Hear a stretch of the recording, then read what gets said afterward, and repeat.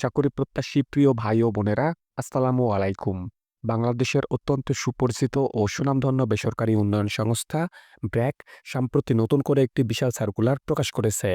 সারা বাংলাদেশ থেকে আগ্রহী প্রার্থীরা এই সার্কুলারটিতে সম্পূর্ণ বিনা অভিজ্ঞতায় আবেদন করতে পারবেন। তো আজকে আমি আপনাদের মাঝে উক্ত সার্কুলারটি সম্পর্কে বিস্তারিত তথ্য জানিয়ে দিব এবং সেই সঙ্গে দেখিয়ে দিব কিভাবে আপনারা এই সার্কুলারটিতে খুব সহজে আবেদন করতে পারবেন। আশা করি ভিডিওটি না টেনে শেষ পর্যন্ত দেখবেন। সেই সঙ্গে আপনি যদি আমার এই চ্যানেলে নতুন হয়ে থাকেন এবং এই ধরনের সার্কুলারগুলো নিয়মিত পেতে চান, তাহলে অবশ্যই আমার এই চ্যানেলটি সাবস্ক্রাইব করে দিবেন এবং পাশে থাকা বেল আইকনটি চেপে অল বাটনে প্রেস করে দিবেন। তো চলুন কথা না বাড়িয়ে পুরো সার্কুলারটি দেখে নেওয়া যাক। তো দেখতেই পাচ্ছেন যে ব্র্যাক যে সার্কুলারটি প্রকাশ করেছে, প্রথমেই তারা যে তথ্যটি দিয়েছে, ব্র্যাক বিশ্বের সর্ববৃহৎ বেসরকারি উন্নয়ন সংস্থা, যা ১৯৭২ সালে বাংলাদেশে প্রতিষ্ঠা লাভ করে। দারিদ্র্য ও বৈষম্যের মধ্যে বসবাসরত বিশ্বের ১০ কোটিরও বেশি মানুষের পাশে থেকে ব্র্যাক তাদের সম্ভাবনাময় জীবনের সুযোগ সৃষ্টির লক্ষ্যে কাজ করে যাচ্ছে। তো বুঝতেই পারছেন, ব্র্যাক বাংলাদেশে প্রতিষ্ঠা লাভ করলেও সারা বিশ্বব্যাপী কিন্তু তাদের কার্যক্রম পরিচালনা করে। সুতরাং এই ধরনের একটি বৃহৎ প্ল্যাটফর্মে কাজ করার সুযোগ পাওয়াটা আমি মনে করি দারুণ একটি সুযোগ। তো আপনারা যারা যোগ্য এবং আগ্রহী প্রার্থী রয়েছেন, অবশ্যই আপনারা এই সার্কুলারটিতে আবেদন করবেন। প্রান্তিক জনগোষ্ঠীর জীবন ও জীবিকার উন্নয়নের সহায়তার মাধ্যমে দেশের আর্থসামাজিক উন্নয়ন ও টেকসই দারিদ্র্য বিমোচনে ব্র্যাক মাইক্রোফিন্যান্স কর্মসূচি দেশজুড়ে ২,৮০০ শাখার মাধ্যমে প্রায় ১ কোটি গ্রাহককে আর্থিক সেবা প্রদান করেছে, যার মধ্যে ৮৯%ই নারী গ্রাহক। তো বুঝতেই পারছেন, এই সার্কুলারটির যে কার্যক্রম, অর্থাৎ এই সার্কুলারটিতে যদি আপনি নিয়োগপ্রাপ্ত হন, তাহলে আপনাকে যে ধরনের কার্যক্রমগুলো পরিচালনা করতে হবে সেগুলো হলো ব্র্যাকের যে মাইক্রোফিন্যান্স কর্মসূচি রয়েছে, অর্থাৎ ক্ষুদ্র ঋণ, যাকে আমরা কিস্তি বলি, এই ধরনের কার্যক্রম আপনাকে পরিচালনা করতে হবে। ব্র্যাক মাইক্রোফিন্যান্স কর্মসূচির পরিবারের সদস্য হয়ে দেশের আর্থসামাজিক উন্নয়নে একজন সহযোগী হিসাবে কাজ করতে আগ্রহী ও যোগ্যতা সম্পন্ন প্রার্থীদের নিম্নলিখিত পদে আবেদন করার জন্য আহ্বান করা যাচ্ছে। আমি যে বিষয়টা আপনাকে একটু আগে বললাম, এই সার্কুলারটিতে যদি আপনি নিয়োগপ্রাপ্ত হন, তাহলে আপনাকে ব্র্যাকের যে মাইক্রোফিন্যান্স বা ক্ষুদ্র ঋণ কার্যক্রম রয়েছে, সেই ধরনের কার্যক্রম আপনাকে পরিচালনা করতে হবে। সুতরাং এই ধরনের কার্যক্রম করতে যদি আপনি আগ্রহী প্রার্থী হয়ে থাকেন, তাহলে কিন্তু আপনাকে তারা আবেদন করতে এখানে উৎসাহ প্রদান করেছে। তো তারা যে সার্কুলারটি প্রকাশ করেছে, সেই সার্কুলারটির পদের নাম হচ্ছে পিএ মাইক্রোফিন্যান্স দাবি।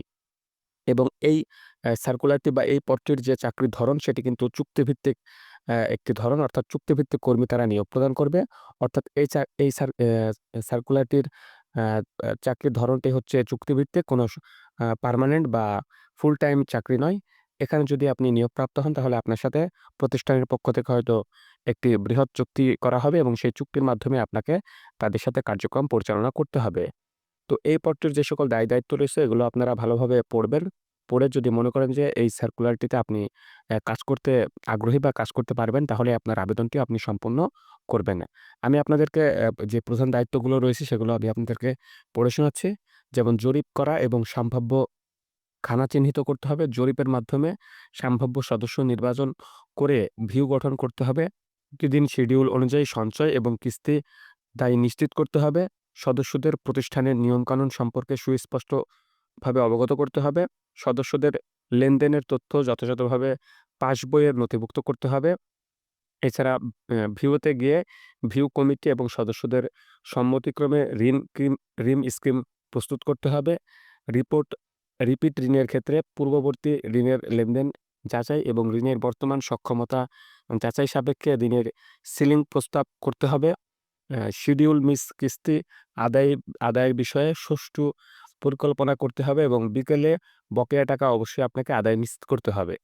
তো ক্ষুদ্র ঋণের যে সকল কার্যক্রম রয়েছে, সেই সকল কার্যক্রমগুলো আপনাকে এই পদটিতে যদি আপনি নিয়োগপ্রাপ্ত হন, তাহলে আপনাকে করতে হবে। বাকি যেই প্রধান দায়িত্বগুলো রয়েছে, সেগুলো আপনারা নিজ থেকে ভালোভাবে পড়ে নিবেন।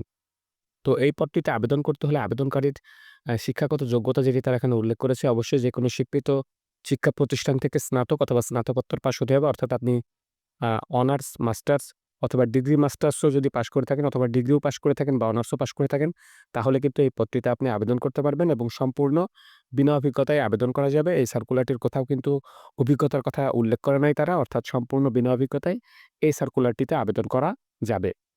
এই সার্কুলারটিতে বা এই পদটিতে যদি আপনি নিয়োগপ্রাপ্ত হন, তাহলে বেতনের পাশাপাশি কোম্পানির পক্ষ থেকে উৎসব ভাতা, স্বাস্থ্য এবং জীবন বীমা এবং অন্যান্য সুযোগ সুবিধা প্রদান করা হবে। স্যালারির কথা তারা এখানে স্পষ্টভাবে উল্লেখ করে নাই, অর্থাৎ এটি আলোচনা সাপেক্ষে হয়তো নির্ধারণ করবে। তো এই পদটিতে নিয়োগপ্রাপ্ত হলে ব্র্যাকের যে মাঠ কার্যালয় রয়েছে, সেই মাঠ কার্যালয়গুলোতে আপনাকে কার্যক্রম পরিচালনা করতে হবে। এই সার্কুলারটিতে আবেদনের শেষ তারিখ হচ্ছে ২৭শে নভেম্বর ২০২৪, অর্থাৎ খুবই স্বল্প সময়ের জন্য তারা এই সার্কুলারটি প্রকাশ করেছে। সুতরাং আপনারা যারা আগ্রহী এবং যোগ্য প্রার্থী রয়েছেন তারা অবশ্যই আগামী ২৭শে নভেম্বর ২০২৪ তারিখের আগেই আপনার আবেদনটি সম্পন্ন করে ফেলবেন। তো তারা সার্কুলারটির নিচে তাদের প্রতিষ্ঠান সম্পর্কে আরও বেশ কিছু তথ্য উল্লেখ করেছে। আপনারা চাইলে এগুলো ভালোভাবে পড়ে নিতে পারেন। অবশ্যই আপনি পড়বেন যদি এই সার্কুলারটিতে আবেদন করেন। যেভাবে তারা আবেদন করতে বলছে এবং তাদের যে প্রতিষ্ঠানের কার্যক্রম পরিচালনা হয় তার বিষয় এখানে উল্লেখ করা রয়েছে। তো এই সার্কুলারটিতে আবেদন করতে হলে আপনাকে বিডি জবসের মাধ্যমে আবেদন করতে হবে। এই সার্কুলারটি বিডি জবসে প্রকাশ করা হয়েছে। সুতরাং বিডি জবসের মাধ্যমে এই সার্কুলারটিতে আপনাকে আবেদন করতে হবে। বিডি জবসের ফ্রন্টে গেলে আপনারা এই সার্কুলারটি পেয়ে যাবেন। যখন আপনারা সার্কুলারটি ওপেন করবেন তখন নিচে দেখবেন লেখা রয়েছে এপ্লাই অনলাইন। এই এপ্লাই অনলাইনে যদি আপনারা ট্যাপ করেন তাহলে কিন্তু আপনাকে আবেদনের পরবর্তী ধাপে তারা নিয়ে যাবে এবং পরবর্তী ধাপটি পূর্ণ করে আপনি আপনার আবেদনটি সম্পূর্ণ করে ফেলতে পারেন। তো অবশ্যই এই সার্কুলারটিতে আবেদন করতে হলে আবেদনকারীর বিডি জবসের একটি অ্যাকাউন্ট থাকতে হবে। এই সার্কুলারটির লিঙ্ক আমি আমার ডেসক্রিপশন বক্সে দিয়ে দেবো। আপনারা চাইলে সেখান থেকে ওই সার্কুলারটি খুব ভালোভাবে দেখে নিতে পারেন এবং নিজেকে যদি একজন যোগ্য এবং আগ্রহী প্রার্থী মনে করেন তাহলে আপনার আবেদনটিও সম্পূর্ণ করে ফেলতে পারেন। আপনাদের সবার জন্য শুভকামনা রইল। আজকের এই ভিডিওটি এ পর্যন্তই। সবাই ভালো থাকবেন। আল্লাহ হাফেজ।